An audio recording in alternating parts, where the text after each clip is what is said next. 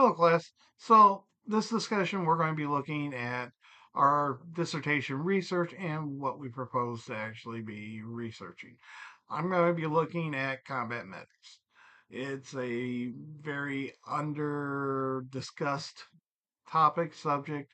Also, it's inspired by my time as an Air Force medic from 86 to 93, and then later into being a paramedic. And then as I said, there's very little discussion. Looking into the different dissertations, it is it is covered, but it's covered under the medical aspects that are practiced out in the field.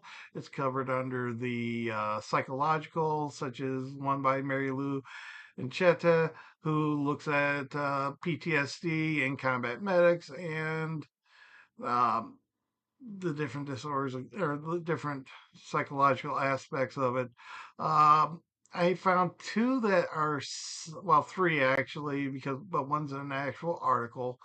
But you have one that actually is kind of still it's just looking at medicine itself, but it's also looking at Desmond Doss. Desmond Doss is kind of the gold standard of combat medics, yeah, CMH and all that. Um, but the other one, of course, is done by Robert Del Toro, who is looking at So Others May Live, the price of healthcare in combat, and it's looking at combat medics in World War II and Vietnam.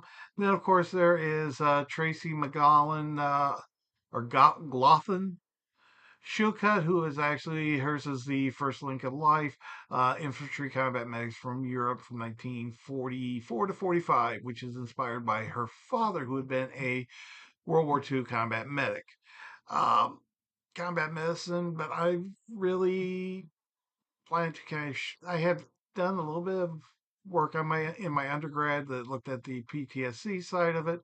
I really am going to probably switch up gears. I'm actually thinking that to cover the why. Why did combat medics evolve into the position that they are and to where they are as they went through, and why did they come into being? What was the reasoning behind it? What brought about their need?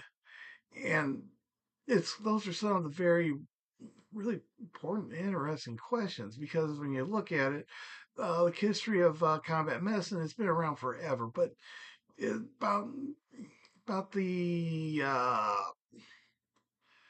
Napoleonic Wars, American Civil War is where you start seeing where they have an ambulance come into play, and they basically load them up onto a cart and haul them into an area where they go to a collection point, triage that the collection point, sent out to either kept there and treated or sent off into surgery or wherever they are needed to be treated for their wounds.